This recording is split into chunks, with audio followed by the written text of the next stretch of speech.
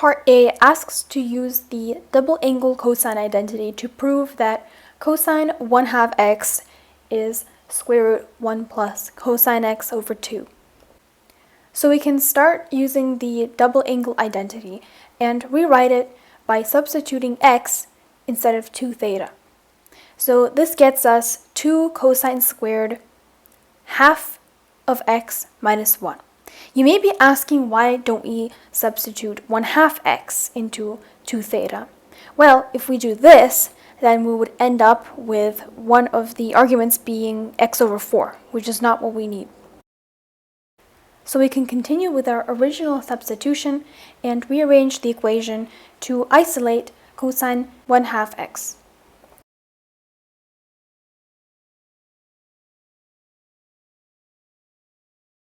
In the end, we get what we were meant to prove. Part B asks to find a similar expression as in Part A, but this time for sine 1/2 x. We can start with the double angle cosine identity again, but this time, instead of using what we were given in Part A, we can rewrite cosine 2x using the formula from the formula booklet. So cosine 2x can also be written as 1 minus 2 sine squared x. So we then substitute x instead of 2x to get the half x as our argument. Then we can just rearrange the equation again, and we should get a similar expression as in Part A.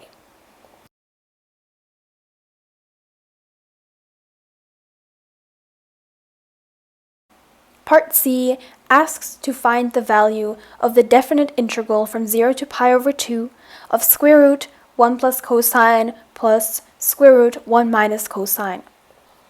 What we can do first is multiply this integrand by square root of 2 over square root of 2, which is basically 1, so we're not changing the expression. What this gets us is, when we rearrange this a little bit, we can put the 2 inside of the square root, so we get a very similar expression to what we proved in Part A and Part B. We can take the square root of 2 out of the integral now, and now we're just left with exactly what we have in Part A and Part B. So we can replace the 1 plus cosine with cosine 1/2, and 1 minus cosine with sine 1/2 x. To find the integral of these half angles, we should start with the derivative of simply sine x. So sine x differentiated is cosine x. We can then find the derivative of sine of half x, and that would be using the chain rule. So we say the derivative of 1/2 x, and that is 1/2, and the derivative of sine is cosine 1/2 x. We can then multiply both sides by 2, since we don't have 1/2 cosine 1/2 x, but rather just cosine 1/2 x in our integrand.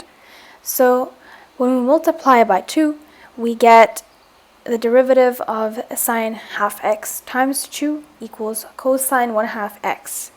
We can then integrate both sides, or take the integral of both sides, and we get exactly what we were trying to find. So integral of cosine 1/2 x is 2 times sine half x. So the integral of the first term would be 2 times sine half x.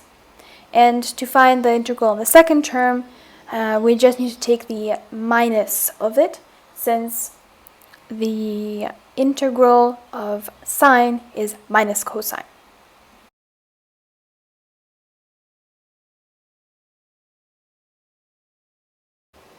So we can now use the fundamental theorem of calculus and substitute the upper boundary and then the lower boundary and subtract the two.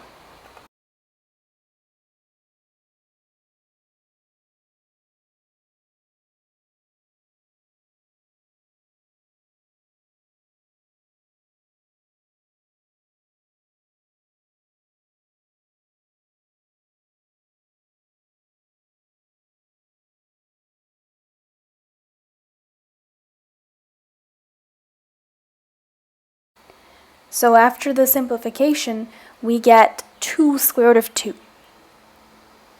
So that's it for this video. Thank you for watching, and I hope I helped you with this question.